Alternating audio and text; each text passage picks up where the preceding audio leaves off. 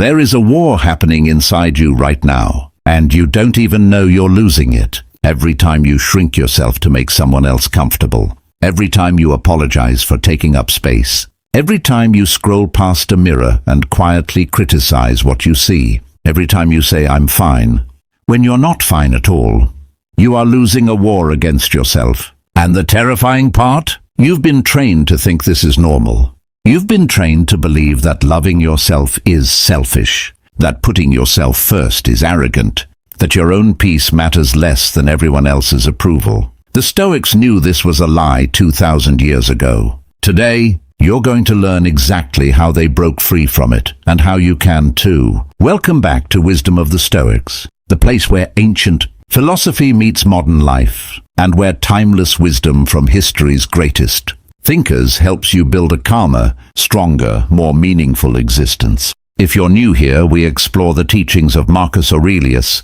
Epictetus, and Seneca, and turn their 2,000-year-old insights into practical tools you can use today. So settle in, because what you're about to hear might just change the way you see yourself forever. I want you to think back to the last time you truly, fully forgave yourself for something. Not moved on, not tried not to think about it. I mean genuinely, completely released the weight of a mistake, and looked at yourself with the same compassion you'd give your best friend. If you're struggling to remember a time like that, you are not alone. Most people can recall in vivid detail every unkind word a stranger has said to them. But ask them to recall the last kind word they said to themselves, and silence follows. We live in a strange paradox. We are taught to be generous, patient, and forgiving with everyone around us, our friends, our family, even strangers on the street, while reserving our harshest judgments, our sharpest criticism, and our coldest silence for the one person we can never escape, ourselves. This is not weakness. This is not vanity. This is a wound, and it has a name. The Stoics called it living according to the opinion of others, rather than according to your own reason and virtue, and they spent their entire philosophy trying to cure it. Marcus Aurelius, the most powerful man in the known world, wrote privately in his journal, "Never intended for anyone else's eyes, reminders to stop seeking approval, to stop being tossed around by other people's judgments of him." Epictetus, a man born into slavery, taught that no one, not even an emperor, could touch the one thing that mattered most, his internal sense of worth. Seneca, a wealthy statesman surrounded by flattery and betrayal, wrote letter after letter about the necessity of retreating inward to find a friend in yourself, because everyone else, he said, may eventually fail you. Today we are going to walk through their teachings, not as dusty history, but as a living toolkit for something you may have never truly done, loving yourself more than you love the approval of anyone else. By the end of this video, you will understand why self-abandonment feels so natural and yet is so destructive. You will learn the Stoic techniques for building an unshakable inner foundation, and you will hear real stories, some ancient, some modern, of people who found their way back to themselves after years of losing their own voice in the noise of everyone else's expectations. Before we go further, if this message is speaking to something in you already, drop a comment below and tell me, on a scale of 1 to 10, how kind are you to yourself on an average day? I read every single comment, and I promise you, wherever you rank yourself, you are not alone in this room today. Now let's begin. Section 1. The invisible prison of others' opinions. Let's start with an image that might feel uncomfortably familiar. Picture a woman in her early 30s. She wakes up already exhausted, not from lack of sleep, but from the mental calculations she runs before she's even out of bed. What will they think if I wear this? What will they say if I speak up in the meeting? Will my mother be disappointed if I don't call today? Will my friends think less of me if I say no to this weekend's plans? She spends her entire day performing a version of herself, designed for other people's approval. And at night, lying awake, she wonders why she feels so hollow, so disconnected from who she actually is. She has built an entire life on a foundation of other people's opinions, and foundations built on shifting sand cannot hold weight forever. This is not a rare story. This is, in some form, almost everyone's story. And the Stoics diagnosed this exact condition with startling precision. Epictetus opened his most famous work, the Enchiridion, with a single, piercing distinction. Some things are within our control, and some things are not. Our judgments, our desires, our actions, these are ours. But other people's opinions of us, their approval, their applause, their criticism, these are not ours. They never were. And yet we spend the vast majority of our emotional energy trying to control the uncontrollable. We edit our personalities to avoid judgment. We swallow our true feelings to avoid conflict. We chase compliments like they are oxygen. And every single time we do this, we are handing over a piece of our own sovereignty to someone else. Marcus Aurelius, ruling an empire that spanned from Britain to the Middle East, faced this same temptation on a scale most of us can barely imagine. Senators flattered him. Soldiers praised him.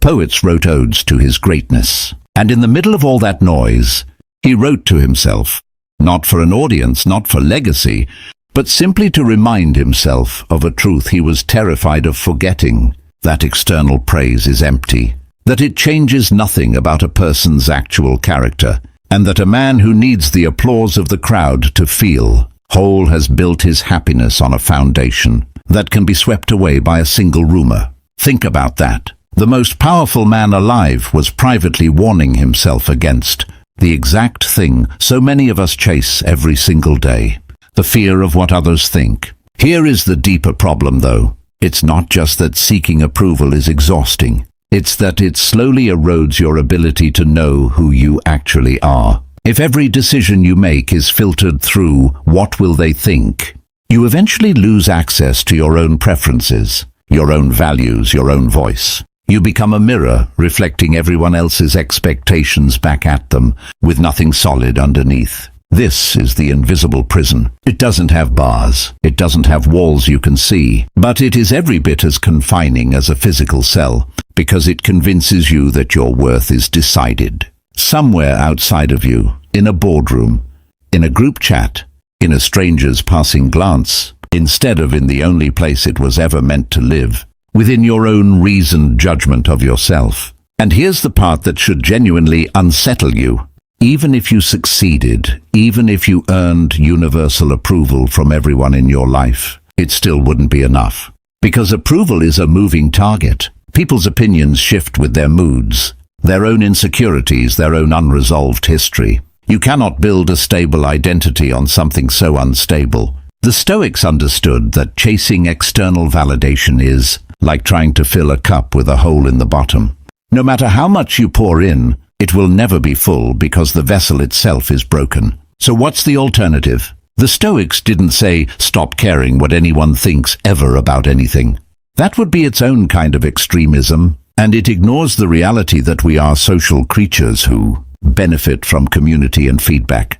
What they said was more precise, more useful. Place your sense of worth on the things that are actually yours to control, your character, your effort, your integrity, and let external opinions be, at most, useful information, never the foundation of your identity. This single shift from my worth depends on their approval to my worth depends on my own integrity is perhaps the single most liberating idea in all of Stoic philosophy. And it is the first brick in learning to love yourself more than anyone else. Section 2, the courtroom in your head. Now let's go somewhere a little more uncomfortable. Let's go into the courtroom that exists inside your own mind. If you're honest with yourself, you probably have an inner voice, a judge, really, that presides over every single thing you do. It cross-examines your mistakes. It delivers harsh verdicts on your appearance, your intelligence, your worth as a person.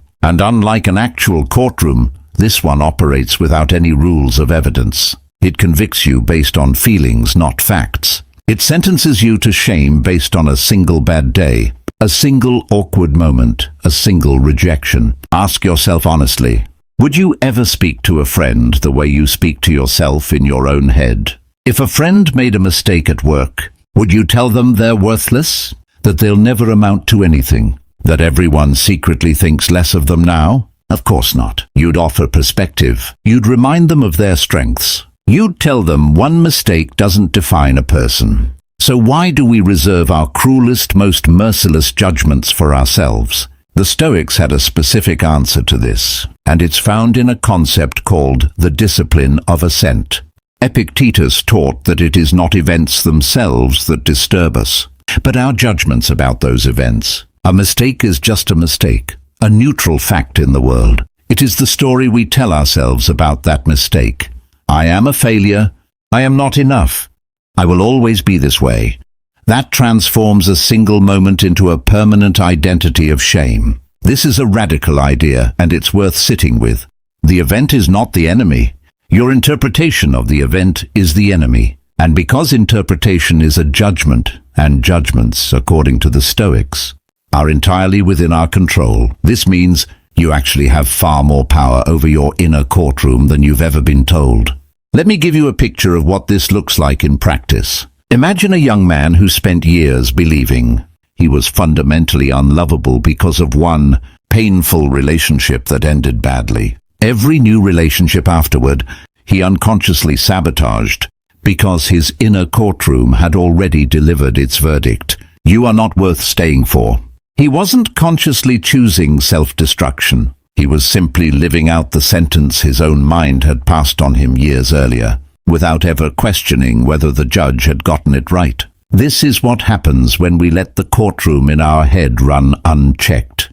We start living inside verdicts that were never actually true, verdicts built on a single data point, a single bad moment, a single person's rejection, and we mistake those verdicts for permanent facts about our identity. The Stoic response to this is not blind positivity. It's not telling yourself everything is wonderful, when it isn't. It's something more disciplined and more honest, cross-examining the verdict itself. When a harsh judgment arises, I am worthless, I always mess things up, no one could ever truly love me. The Stoic practice is to pause and ask, is this actually true, or is this simply the loudest voice in the room right now? What is the evidence? Would I accept this verdict if it were said about someone I loved? Marcus Aurelius wrote about controlling the mind's judgments.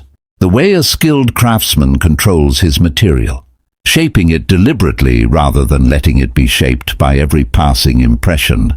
He reminded himself again and again that he had the power to have no opinion about a thing, and thereby not be disturbed by it. This wasn't emotional suppression, it was emotional sovereignty. The recognition that between an event and your reaction to it, there is a space, and in that space lies your freedom. Here's a practical way to begin applying this today. The next time your inner courtroom delivers a harsh verdict about yourself, try this 3-step Stoic cross-examination. First, name the verdict exactly as your mind stated it. Not the vague feeling, the actual sentence, I am stupid for saying that. I am unlovable. I always ruin everything. Second, ask whether this verdict is a fact or an interpretation. A fact would be, I made an error in this specific instance. An interpretation is, therefore I am fundamentally defective as a person. Notice how the second sentence is doing far more damage than the first, and notice that it is entirely optional. Third, offer the counter-argument you would offer a friend. Not empty flattery, honest, reasoned counter-evidence. I made a mistake, and mistakes are part of being human. Not evidence of being unworthy. This exercise sounds simple, almost too simple, but the Stoics were not interested in complexity for its own sake. They were interested in what actually works. And what actually works, again and again, across 2,000 years of practice, is interrupting the automatic, cruel verdict with a deliberate, reasoned one. If you've made it this far, I want you to do something for me. In the comments below, write just one sentence. The kindest thing you can honestly say about yourself right now. Not something arrogant, just something true. I promise you, reading through those comments after this video goes live is going to be one of the most meaningful parts of my week. And I read every single one. Let's continue. Because there's a story I need to tell you now, one that shows exactly what it looks like when a person's sense of worth becomes completely untouchable by external circumstance, no matter how extreme. Section 3. The slave who owned himself. There is perhaps no better proof of the Stoic idea of self-worth than the life of the man who articulated it most clearly. Epictetus. Epictetus was born into slavery in the 1st century, in the Roman province of Phrygia. From the very beginning of his life, he possessed nothing that the ancient world considered valuable. He had no freedom. He had no property. He had no control over his own body. His master could beat him, sell him or kill him without consequence. By every external measure available in his time, Epictetus was worth less than the furniture in his master's house. And yet, this man became one of the most influential philosophers in human history, a teacher whose ideas would shape the private journal of a Roman emperor more than a century later, whose teachings still circulate today, 2,000 years after his death, in books, podcasts, and yes, videos exactly like this one. How does a man with nothing become a man whose wisdom outlives empires? The answer lies in the single distinction Epictetus built his entire philosophy around: the difference between what is up to us and what is not up to us. His body was not up to him. His master controlled that. His social status was not up to him. The laws of Rome dictated that. His reputation among strangers was not up to him. And people would think whatever they wished to think, regardless of his actual character. But his judgments, his opinions, his character, his integrity, these, Epictetus insisted, were entirely his own, and no one, not even the man who legally owned his body, could touch them. There's a story, likely embellished over the centuries but instructive regardless, of Epictetus's master twisting his leg as a form of casual cruelty. Epictetus reportedly warned him calmly that if he continued, the leg would break, and when it did break, he responded not with rage or despair, but with the same calm observation: "I told you it would break." No hatred, no collapse of identity, because Epictetus had already made peace with the fact that his leg was not the seat of his worth. His leg belonged to fortune. His character belonged to him. Sit with the magnitude of that for a moment. A man in chains, a man who could be tortured on a whim, had found a form of freedom that no chain could touch, because he had stopped locating his sense of self-worth in anything external to his own reasoned judgment.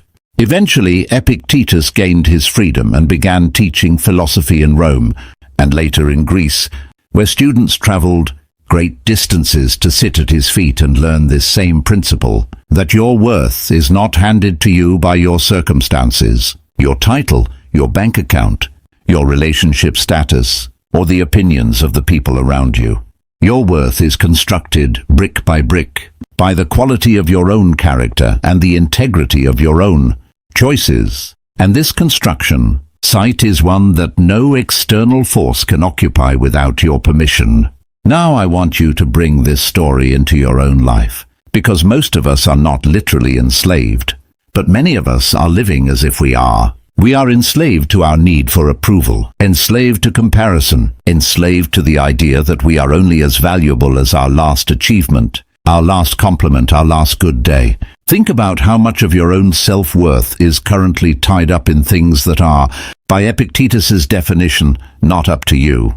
Your job title, your follower count, whether a certain person texts you back, whether your family approves of your choices. All of these things live outside the walls of your own judgment and character, and yet so many of us have built our entire identity on top of them, the way you might build a house on land you don't actually own. Epictetus would ask you a piercing question.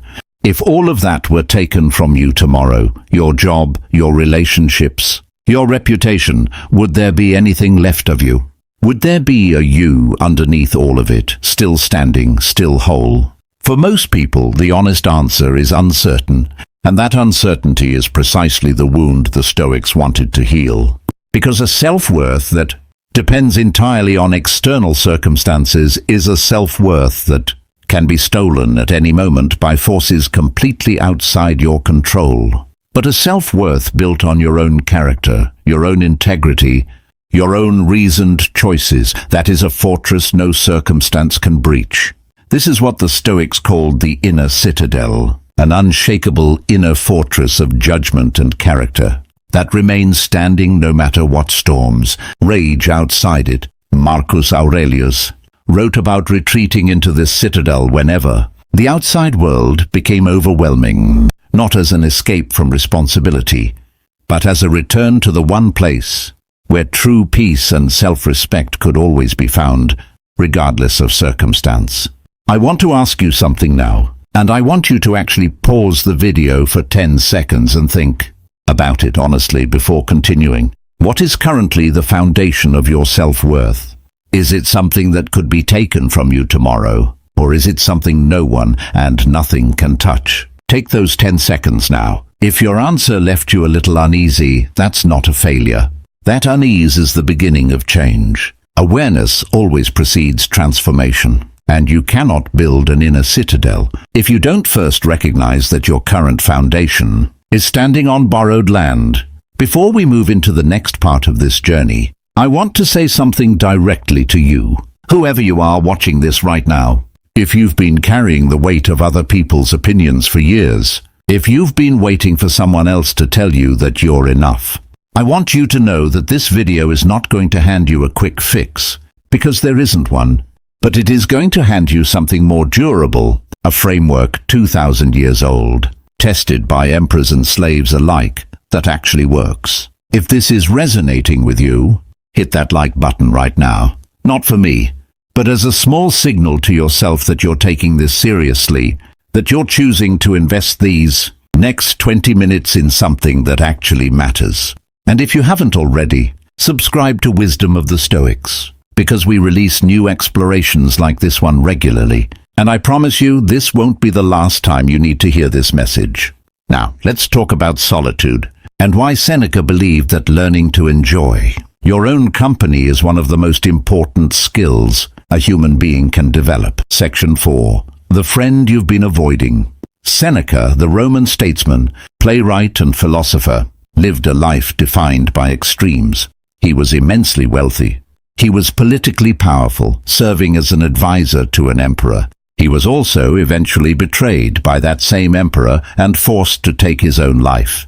Throughout all of this, Seneca wrote extensively about a subject that might seem surprising for a man surrounded by wealth, power, and constant company: the importance of solitude. In his letters to his friend Lucilius, Seneca returns again and again to a single, quietly radical idea that most people cannot bear to be alone with themselves, and that this inability is one of the clearest signs of an unhealthy relationship with the self. Think about how true this remains today, perhaps even more true than in Seneca's time.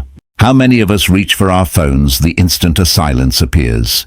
How many of us fill every waking moment with noise, podcasts, music, notifications, conversations, specifically to avoid the discomfort of being alone with our own thoughts? Seneca observed that people would travel from place to place, seeking distraction, seeking new scenery, believing that a change of location would finally bring them peace.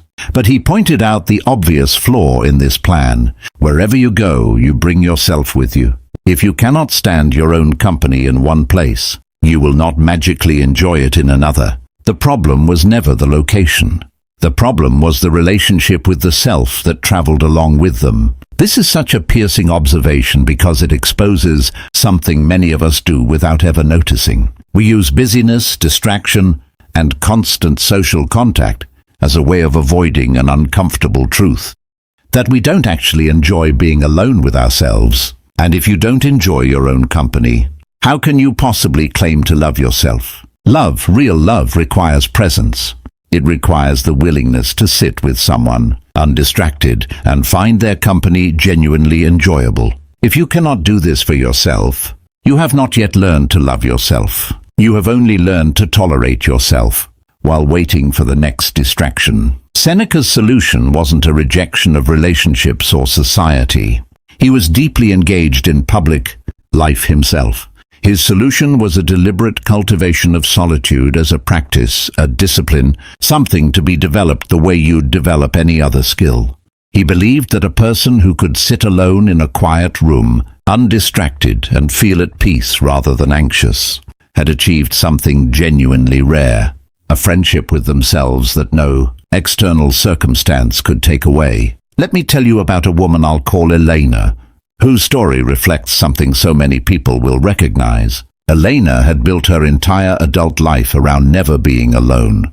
She filled every evening with plans, every silence with her phone, every quiet weekend with visits to friends or family. Not because she deeply desired their company every single time, but because the alternative, sitting alone with her own thoughts, felt unbearable. When a relationship ended, she immediately sought a new one.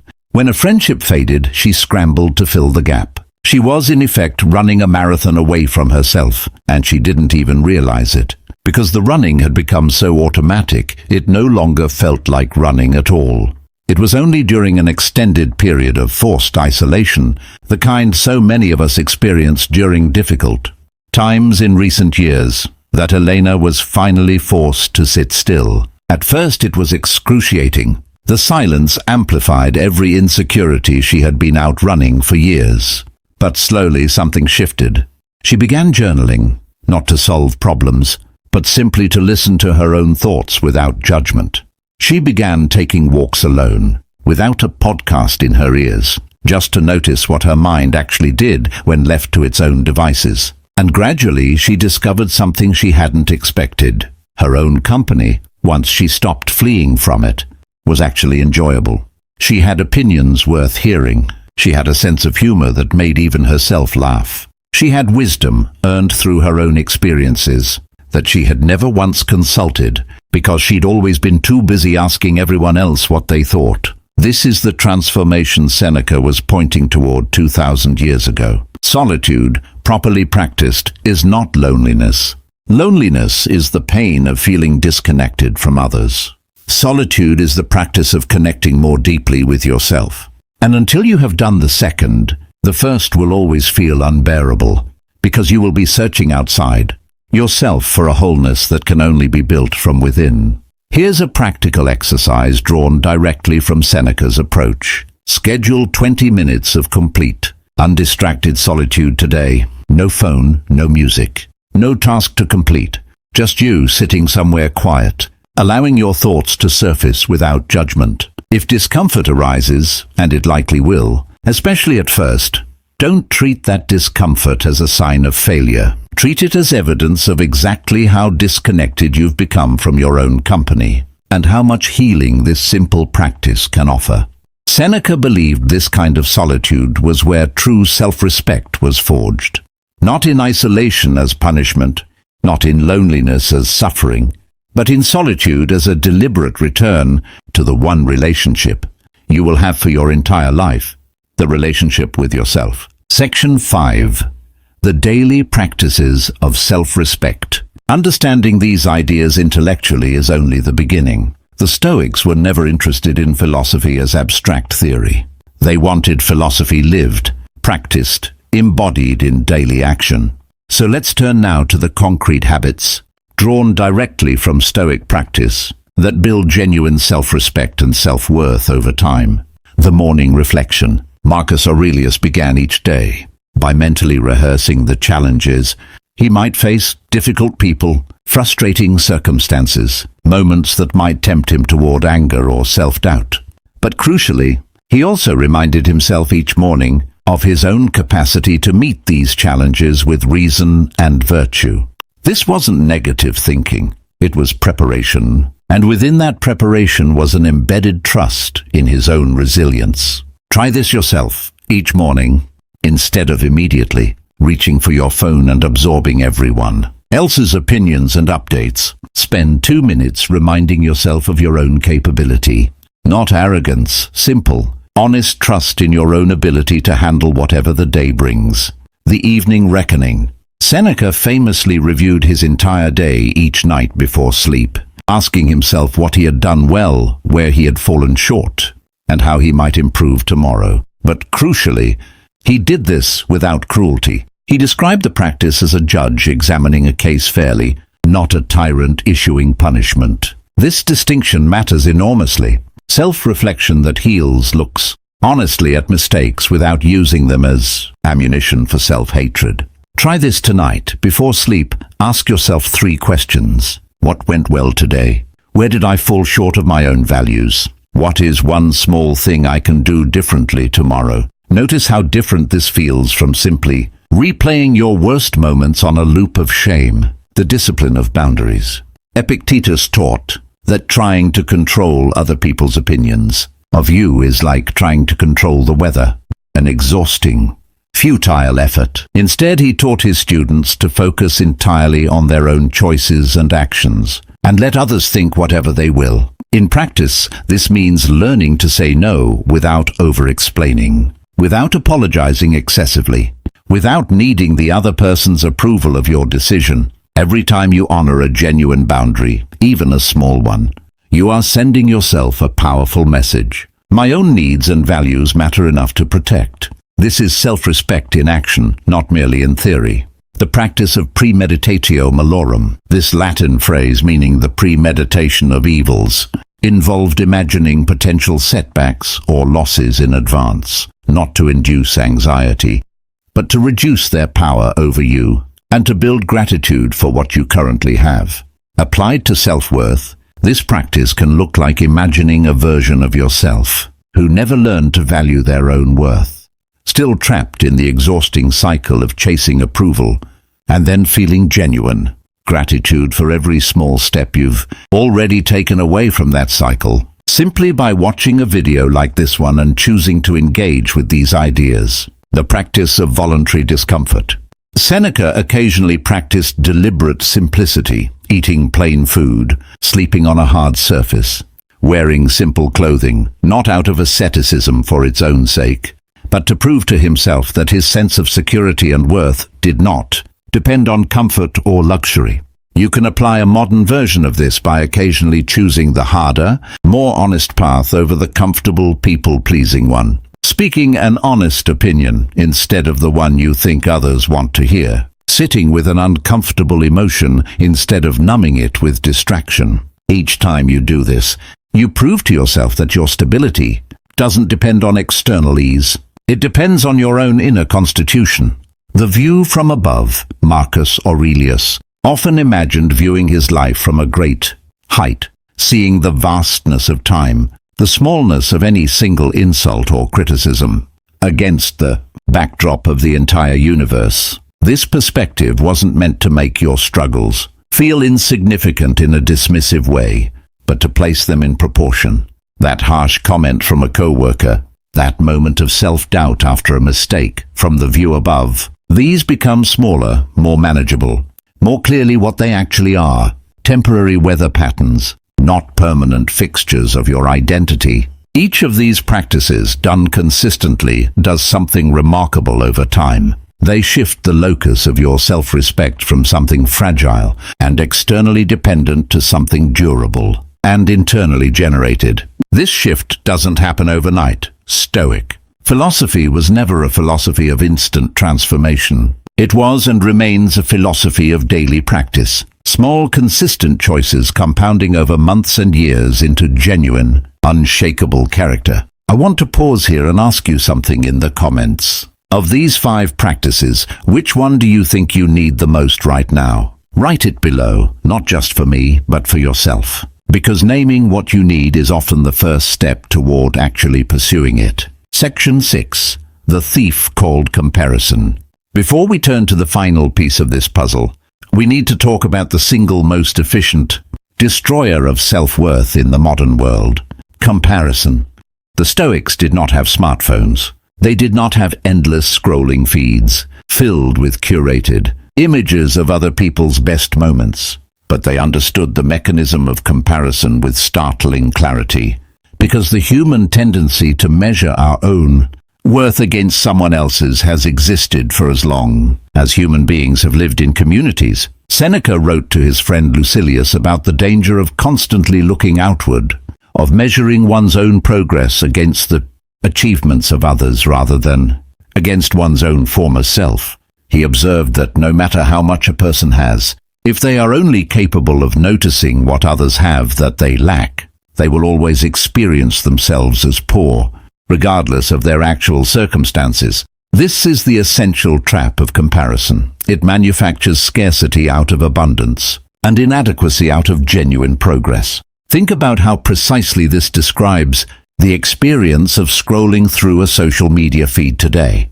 You might have had a genuinely good day, a small win at work, a peaceful evening, a moment of real connection with someone you love, and within 30 seconds of opening an app, all of that can evaporate, replaced by a quiet, creeping sense that everyone else's life looks more exciting, more beautiful, more accomplished than your own. Here is what the Stoics understood that we so often forget. Comparison is not simply an unpleasant feeling. It is a fundamental category error.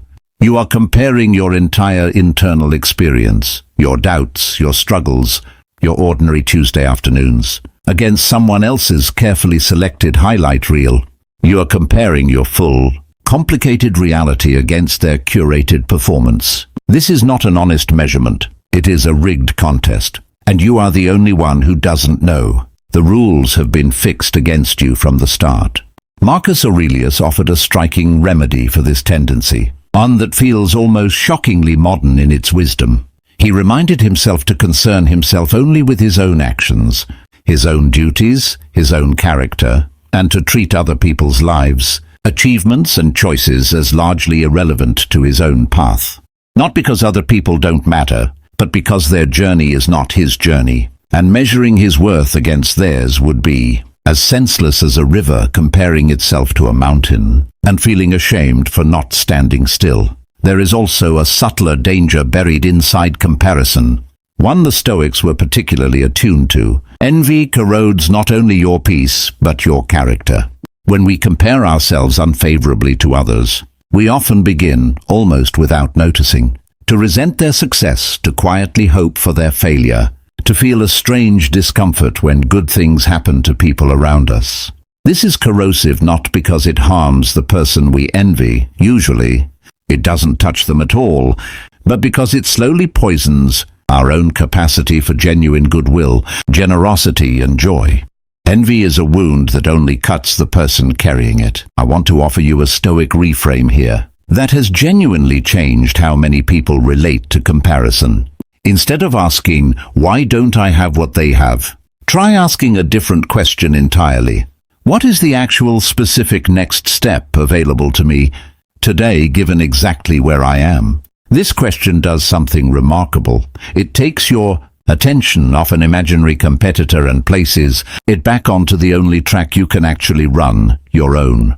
Consider a young entrepreneur who spent years watching competitors in his industry post about their funding rounds, their expanding teams, their glowing press coverage, while his own small business grew slowly, unglamorously, one modest month at a time. For years, he measured his worth entirely against their visible success, and for years he felt like a failure despite steady, genuine progress. It was only when he began applying the Stoic discipline of focusing solely on his own controllable actions, his own effort, his own daily discipline, his own specific next step, that his sense of self-worth stabilized. Not because his circumstances changed overnight, but because he had finally stopped outsourcing his sense of adequacy to a contest he was never actually required to enter. This doesn't mean ambition is wrong, or that you should never notice or admire what others have achieved. Admiration, used well, can be genuinely inspiring, a reminder of what's possible. The danger arises specifically when admiration curdles into comparison, and comparison curdles into a verdict about your own inadequacy. The Stoic practice is to notice the pull of comparison the moment it arises. Name it honestly, and gently redirect your attention back to the one race that was ever actually yours to run, the race against who you were yesterday, not the race against who anyone else is today. If you've ever felt that quiet ache of comparison after closing an app, I want you to know something clearly. That ache is not evidence that you are behind. It is evidence that you are human,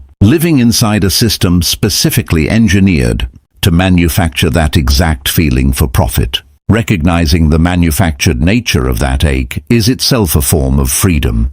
A small but real step back into the inner citadel we spoke about earlier, A step away from borrowed standards and back toward your own honest individual path. Section 7. The clock that never stops. There is one more Stoic concept we need to explore, and it might be the most emotionally powerful of all: memento mori.